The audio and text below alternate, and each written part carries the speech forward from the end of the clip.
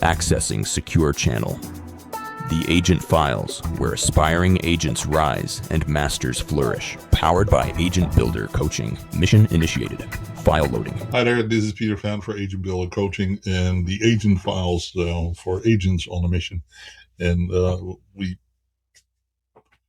try to explain the business of real estate in this particular section for people that are aspiring to become real estate agents. So those that have not actually made a decision. So this is really early stage exploration of the business of real estate. And today we're going to talk about lead generation, even though you may never actually enter into real estate. But it's important as part of that process to understand that, we build most of our models based on something we refer to as the 7 essentials. This is one of the key essentials of that. And lead generation is a part that a lot of people think, well, that's salesy and that's, got to persuade people. Yes and no. I mean, you're never going to persuade somebody to buy a house if they weren't in the market to buy or sell a house. So in that sense, sales, no, it's more service provision, providing services, but being in the relationship with people is obviously a very key part of working with people, because it's very unlikely that people will buy real estate from you or sell real estate with you if they don't know you, like you, and trust you. So that's kind of the context of lead generation is really about relationship maintenance, relationship enhancement. And we actually spend a lot of time on that, both as coaches, but also in our own business, where inevitably, we too constantly work on improving relationships with our clients, with our sphere of influence, with our target audience. So we sometimes refer to it as the automatic lead machine. We also talk about intention automation, and we even refer to it as something we refer to as momentum machine, because it's really being in touch, getting in touch with people, and remaining in that relationship and constantly trying to find ways to improve that relationship, not for your sake, but for theirs. And the more that is clear, the more that is well articulated, the better it is. Now, couple of kind of compliance bits and pieces here. You are not in real estate yet. You don't have a real estate license, so you cannot actually solicit real estate business in any way, shape, or form. You cannot talk to people and say, hey, wait for me because I'll be a realtor. None of that is allowed. But what you can do is be somewhat on purpose and strategic in your plans.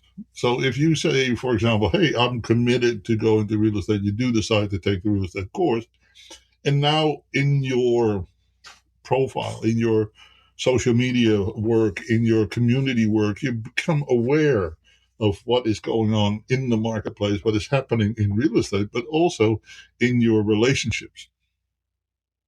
Again, as I said already, this is very much about getting in touch, staying in touch with people so that there is an ever-improving set of relationships in place. And that if that is for the right reasons, i.e.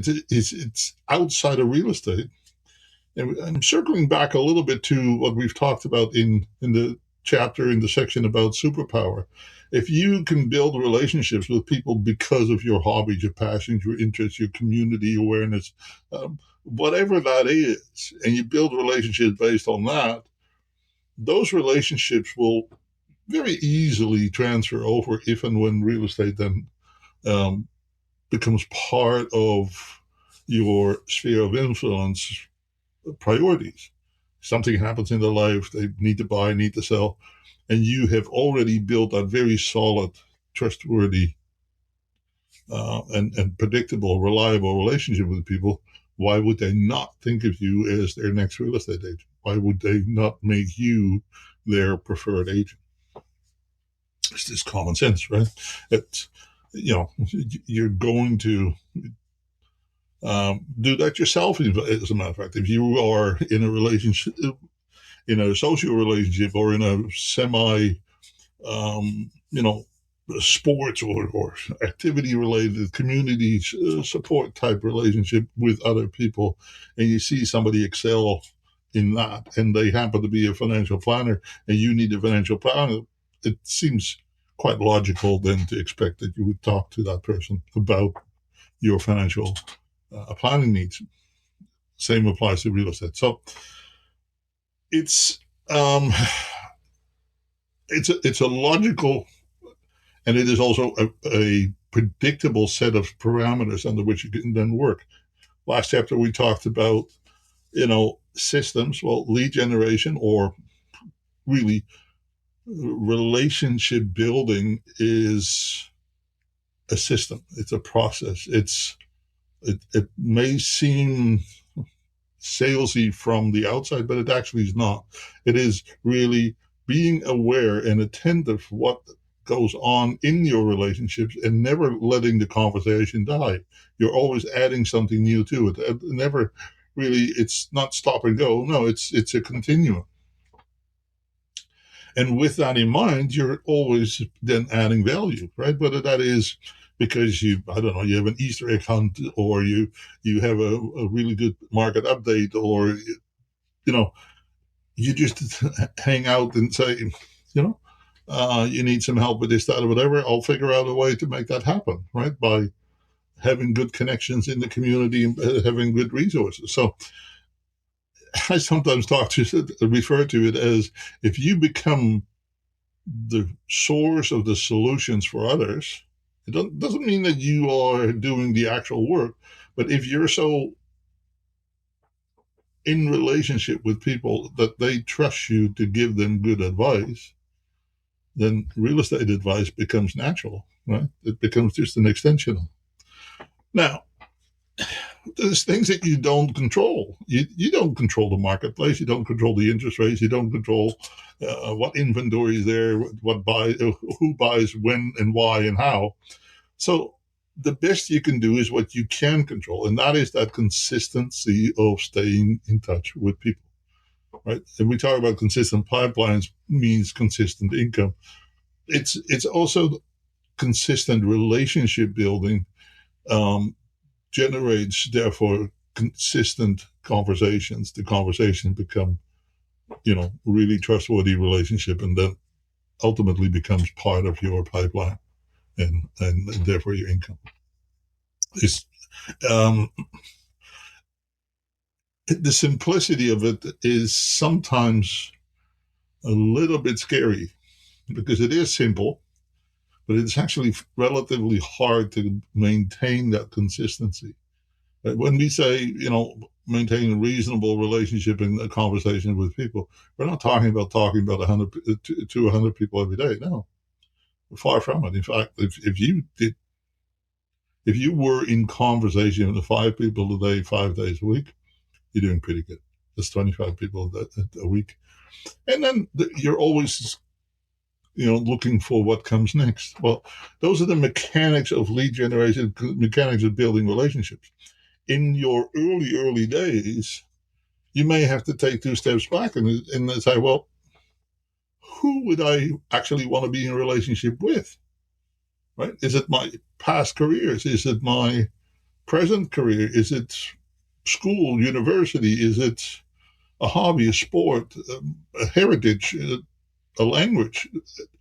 It doesn't really matter what it is, but the more you can connect and relate to, a group of people that you feel yourself connected to for the reasons outside of real estate, the easier it becomes to build those relationships out into something quite valuable in the long run. Not just for real estate reasons, right? It's also life balance and quality of life type situation. So that you can control, that you can kind of strategize around.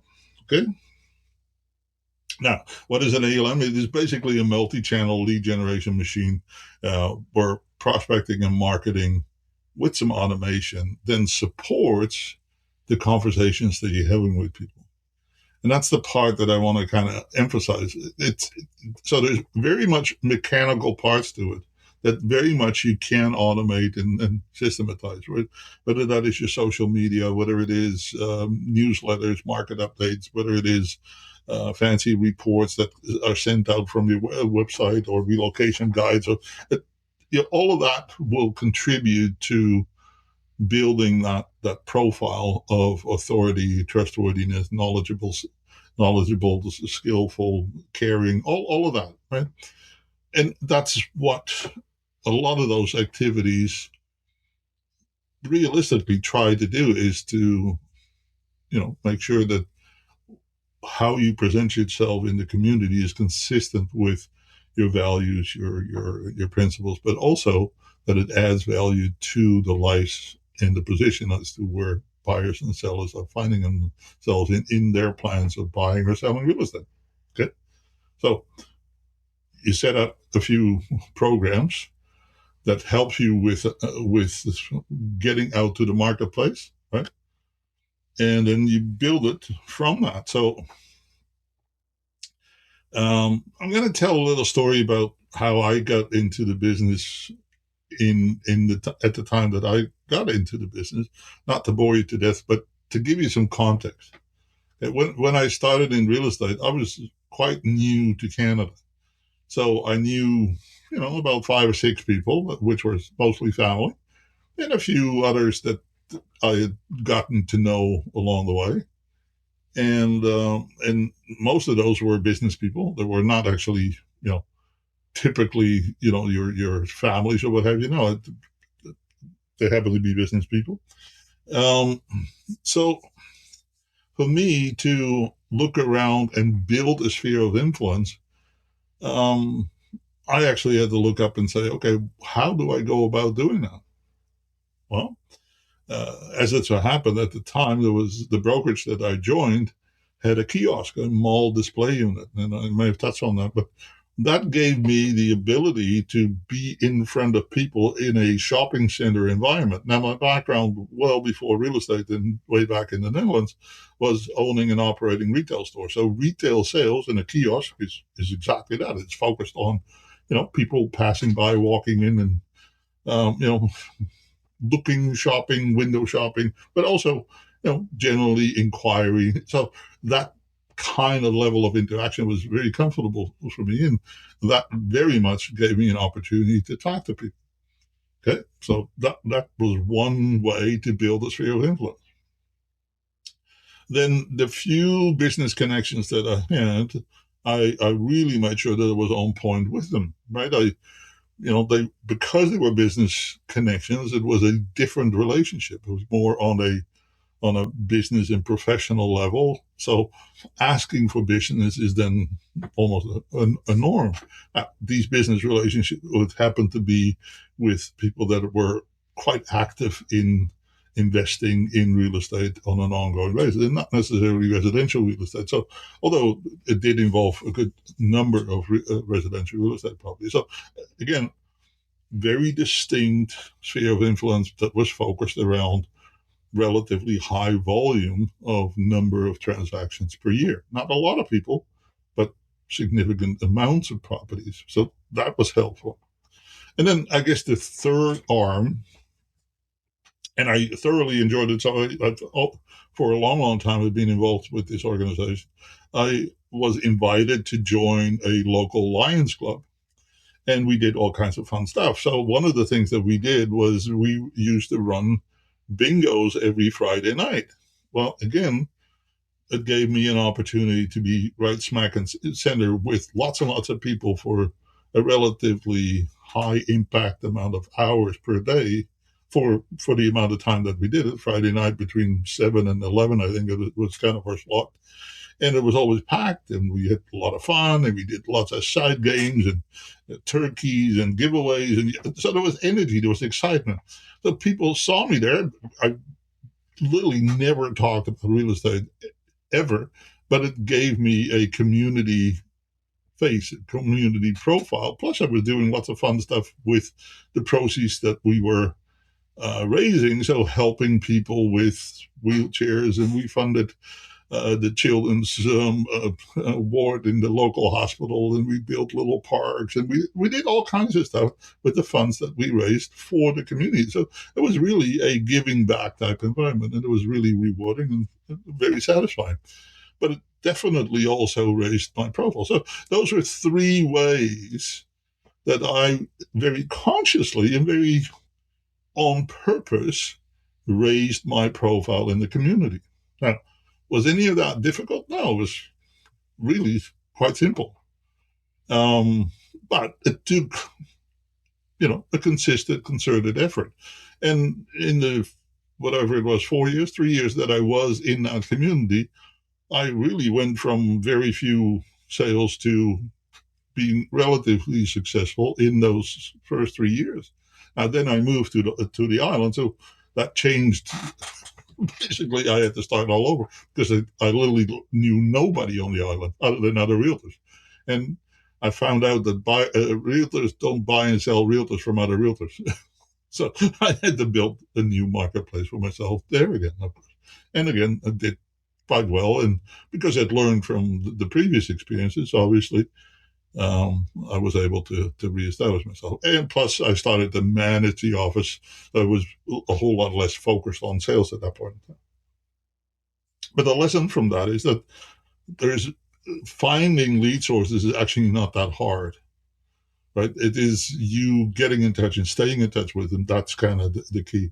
And then somewhere along your progression in the business, you will find that relatively quickly that you will earn some referrals and repeat business, and that will then help you further. Yes, there's advertising. To be honest with you, I've never been big on advertising as a lead generating source, but for some people that works. Nowadays, with the onslaught, well, not the onslaught, but the use of the internet and social media and what have you, um, people do advertise their listings and their properties online, of course.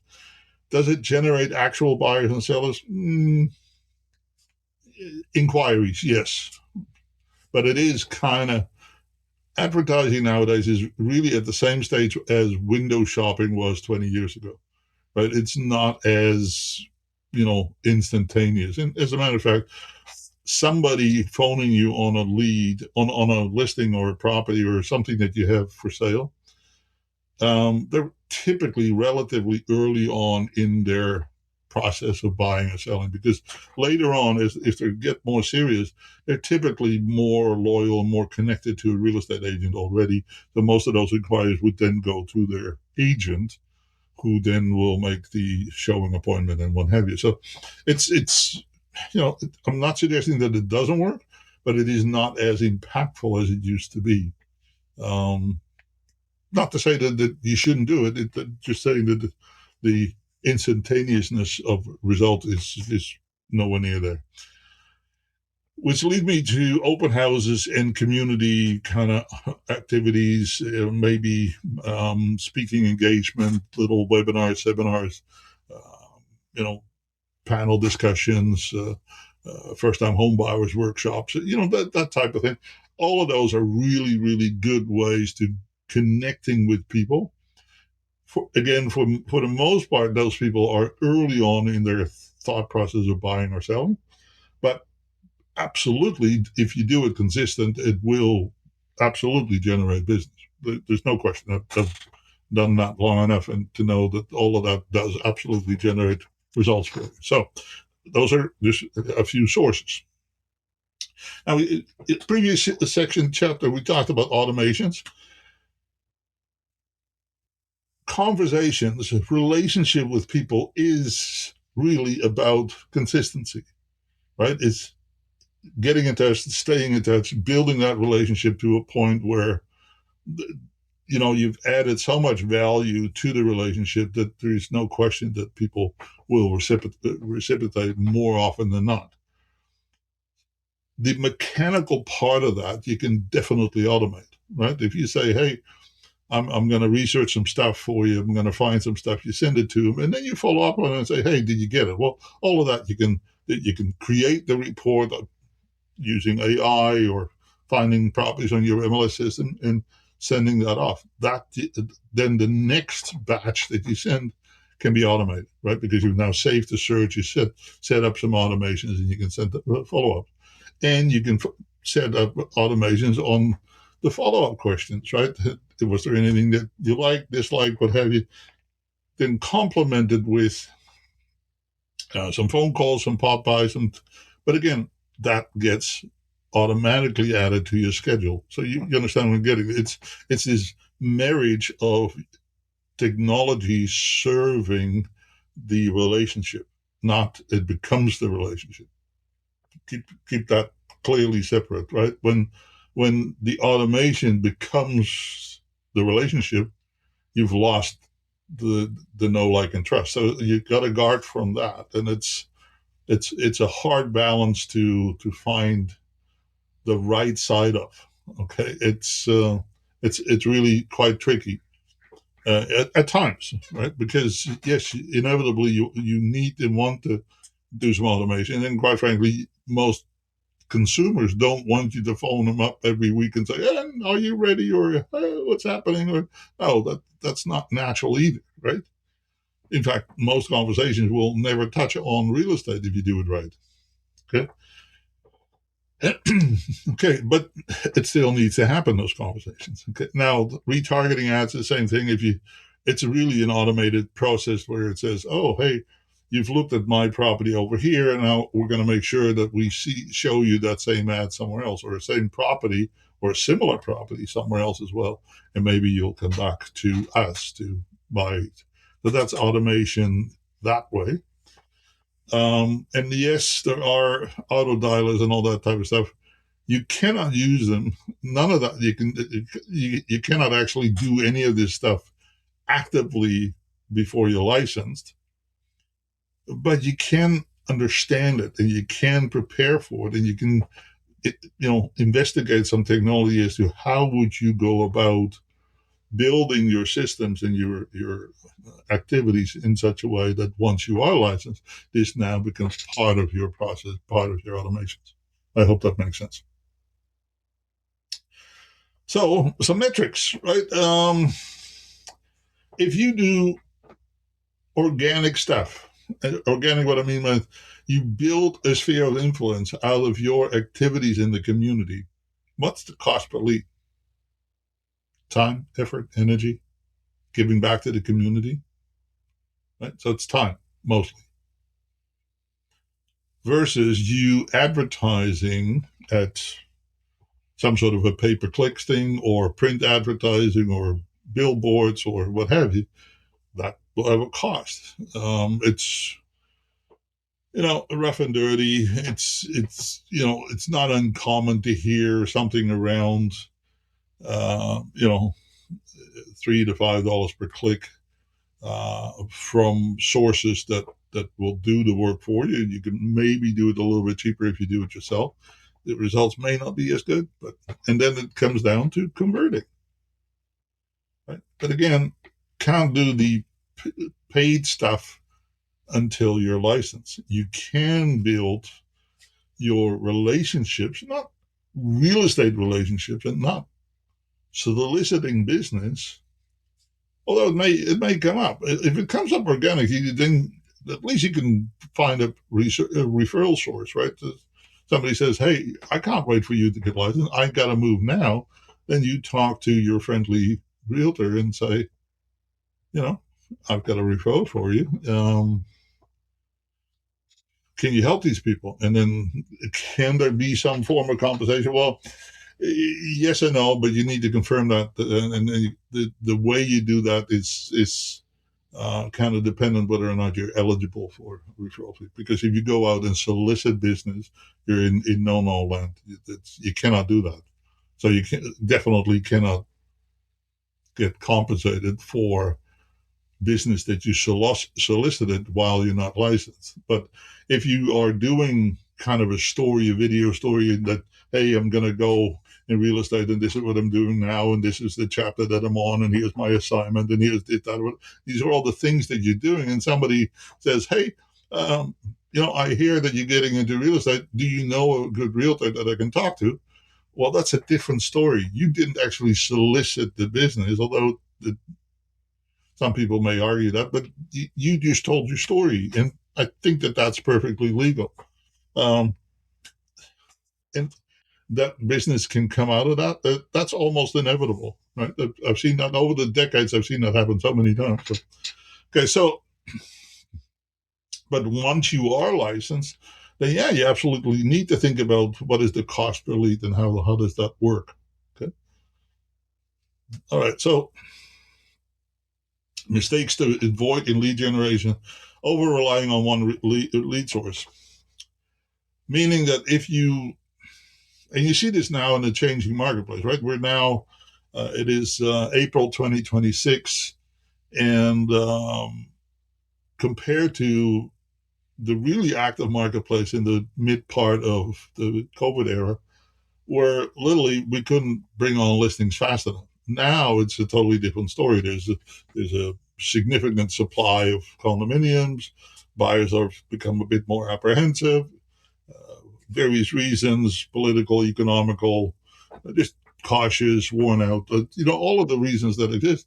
Well, therefore, if you were expecting people to just phone out of the blue because you had a listing, yeah, that's not going to happen anymore. So now you actually need to work. You're not an order taker anymore. You actually need to get in touch and stay in touch with as many people as necessary for you to find people that have a need to buy or sell. And there's fewer of those, and there is therefore more pressure on those relationships, which in turn makes the buyers even shyer and the sellers even more reluctant, and so on and so forth. So the follow up and the follow through is really important, and a little bit also the mixture, right? Adding new relationships to your database is very much part of that set of exercises. Okay. Not following up. I can't say this often enough. It is about relationships. If you break the relationship, there is no relationship, right? So it's continuing the conversations. And yes, ignoring the metric. So if you, for example, if you say, I'm going to be an expert on waterfront properties, but waterfront properties in your area, there's only 50 of them and only 5 will sell per year. Frankly, you're ignoring reality, right? Because there's only 5 sales per year. You're never going to get them all. And even if you did, would that be enough to make a living? Right. And so those are kind of metrics that then don't work. So you need to figure out another way to add more people to the relationships that you're working with. And in that sense, sometimes it feels cold and detached, but it becomes a little bit of a numbers game. And you can't sell houses to the same people every year. So it inevitably, the turnover of that becomes important. And we talked about some of this in the chapter about numbers. And I'll repeat something here. If you have about 100 people in your sphere of influence that you know, like, and trust, they know, like, and trust you, they see you as their realtor. Out of that group of about 100, every year there will be between 5 and 8 people that will list and sell, buy and sell. 8 maximum transactions directly. And then there is a little bit of referral business, and that can really change quite a bit. So 8 transactions. Now let's assume that you don't even get a sniff at all of them, because even if you do all the right things, not everybody will still, see you as their realtor. They have a family member, they've got a cousin, there's something that urgently happened because they're moving out of the marketplace. There's all kinds of reasons you don't always get the opportunities that you think that you should. So out of those 8, maybe you get a fair shot at 4. Okay.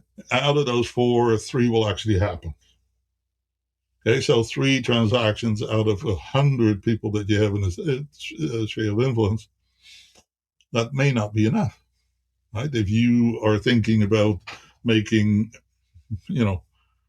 5, 10, 15, 20 sales per year, depending on what your goals and plans are. And again, that's a different session. Then the number of relationships, the number of interactions will very largely result in the number of transactions at the far end of it. So this is where the numbers and the metrics really connect with each other. And yes, it becomes a bit about the mechanics and the automations and the operations and what you do and what you don't do in order to get in touch and stay in touch with people. I hope that the logic there makes sense with you. Okay? So, here, for example, this is very simple. A Facebook ad, goes to a lead magnet, i.e., a report, first-time home buyer report, or a relocation guide, or a listing, or what have you, right? So that person now goes into your CRM, right? You follow up with them, you give them the report, the information, you answer questions, you talk to them from time to time, and at some point in time or another, you have an appointment with them, right? So that then can become a transaction, right? There are people still to this day that think that lead generation is best done by just making cold calls, and some people make that work. Okay, I'm not. I've never advocated it. I never will advocate for it, but it is a model that has made people successful. I mean, I know of a guy in Richmond, and I've met the fellow. He did nothing else but work the phones from 9 o'clock in the morning to noon, and that was his business day. And he would phone until he got 5 appointments. Right? So if he had 5 appointments in the first hour, he was done. But otherwise, he would continue to noon.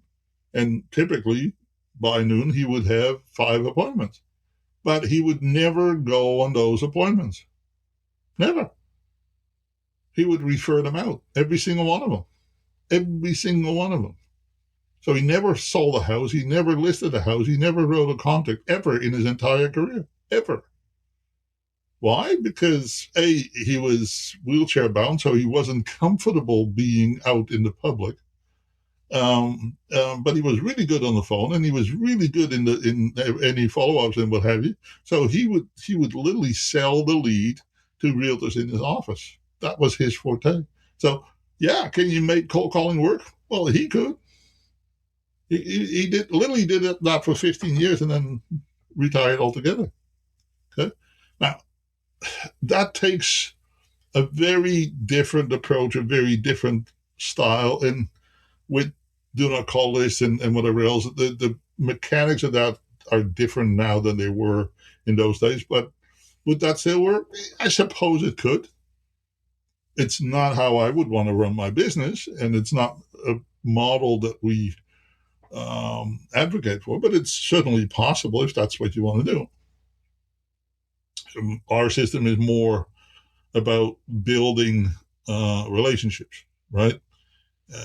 And building those relationships then generate the calls over time because they will flush themselves out. They will literally come to you based on those relationships. I hope that makes sense. Okay. So now this may sound contradictory. This may actually sound that I'm saying, well, you need to make phone calls or cold calls. Yeah, you need to make phone calls.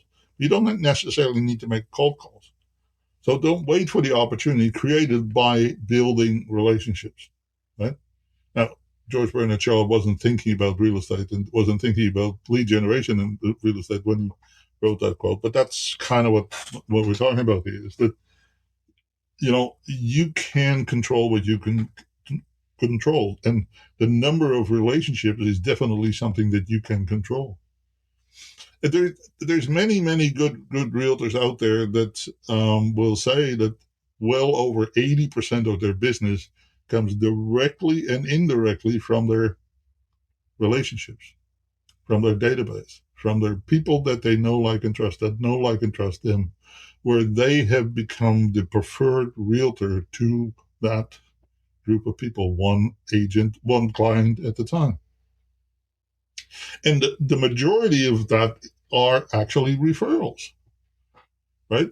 So that builds and that strengthens that sphere of influence year over year over year. Now, that typically doesn't happen significantly until year 2 or 3. But certainly in the first year, it's possible to get some referrals. Not so possible to get a lot of repeat business because, for the most part, you're working for the first time with people. But so again, you establishing yourself as a go-to person, as an answer person, as a, you know, um, a supporter and a guide to people, to work in the community, to assist the community, to do good things on a human level, but also on a professional level, um, will make you stand out and make you the preferred realtor. That's really what we advocate as far as how we teach and train.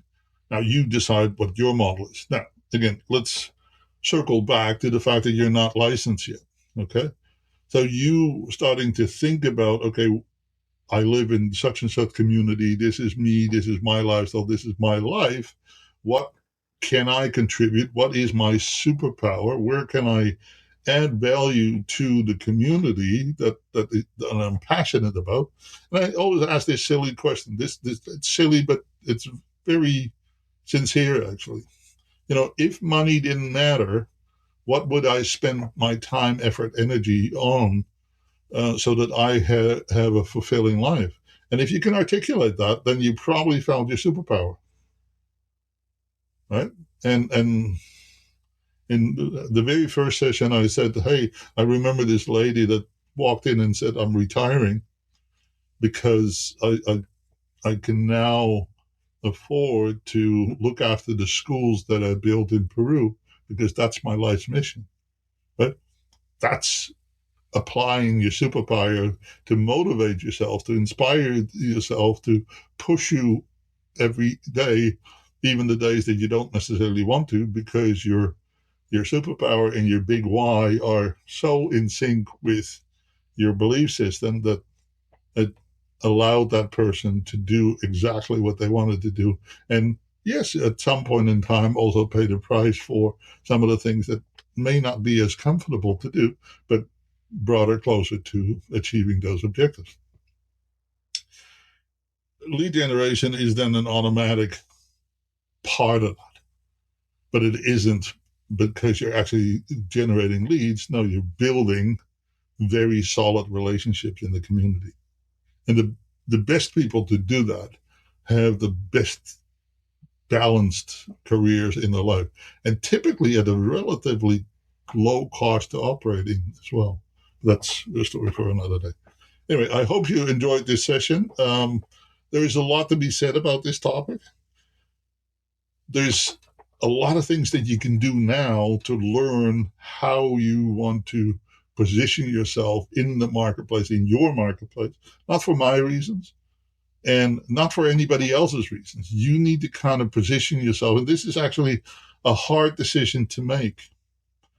And it's not one that you want to take lightly, because if you say, oh, and this is one of the challenges with many realtors, by the way.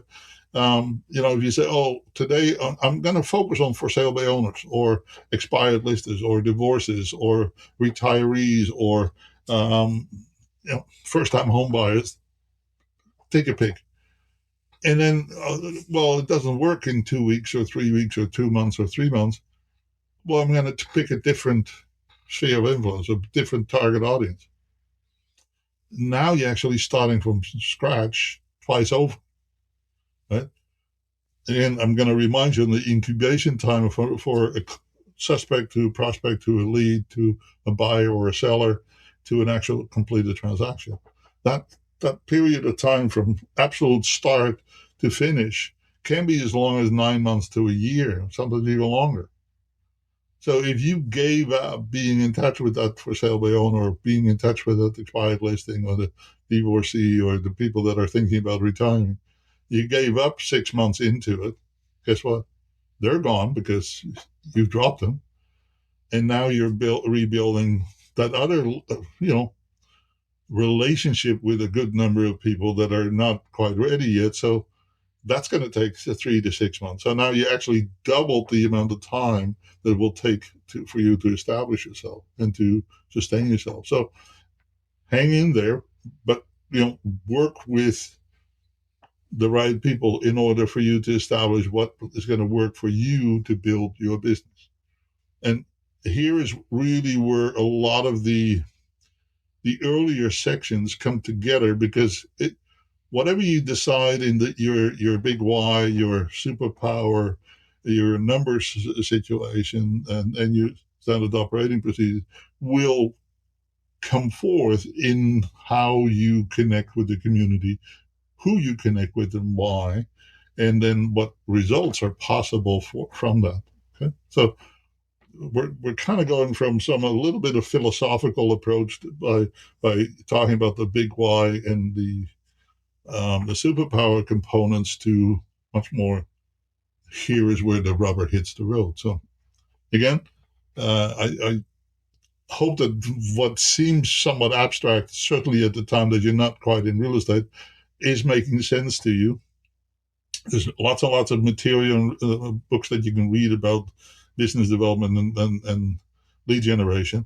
But the connection between you and the community is very much part of that. And the better you can do that. And if you don't have that yet, that's okay, because you're not licensed yet. So now is the time to really sit down and think about that. How would you connect to the community? What would you connect to? Who would be your connection to the community? Because, as somebody real smart said long time ago, you cannot succeed alone here. Right? You will have to be in connection, in relationship with a good number of people to make this work. Now, does it always need to be hundreds and hundreds of people? No, I don't think so, but it doesn't hurt. Okay. You can do it with fewer if you happen to find sources that can generate lots of business for you. Great. I remember one realtor that, when he got started, when he got his license, he had a few $100,000 in the bank. And he literally went to the developer and said, "Hey, I like your development. I really like your development. And I as a real estate agent, I would love to promote it for you, but I also want to invest in it." So the developer at the time said, "If you want to buy a share in my development, sure, I'll sell you a share." And the agent said, "Well, okay, great. But in return, I also want a reasonable return on my investment, and I want all the listings." Well, so I think it was week 2 in the business, he had 48 listings. Right? Why? Because he listed every suite in the building. Right? So do those things still happen? Yeah, periodically. But it's an approach, right? It's a way of thinking about how can I establish myself in the business. And this gentleman had a very creative idea and frankly never looked back. Right? So for him, that was the right decision. It's not going to work for everybody, but for him it worked. All right. Anyway, I hope this gives you some insight of some of the idiosyncrasies around lead generation and what that looked like and feel like. It is not really about lead generation. It's actually the conclusion. It's really about continuous connections and conversations with people that you want to be in relationship with and that want to be in relationship with you. Right? It's a reciprocal. It's not one party here, one party over there. No, it's reciprocal. It's connected. Okay. All right. Next, we're going to talk about the actual transactional part and what that looks like in the preparatory stages of you getting to a decision whether or not you want to get into real estate. Okay. So thank you so very much for being here with us and listening to the Agent Files. I'll do a new episode real soon and hope to talk to you soon. Have a fantastic week. All the best. File saved. The Agent Files. For more missions, agents' tools, and tactical strategies, subscribe and follow the Agent Files, powered by Agent Builder Coaching. Until next time, stay sharp. Your next mission awaits.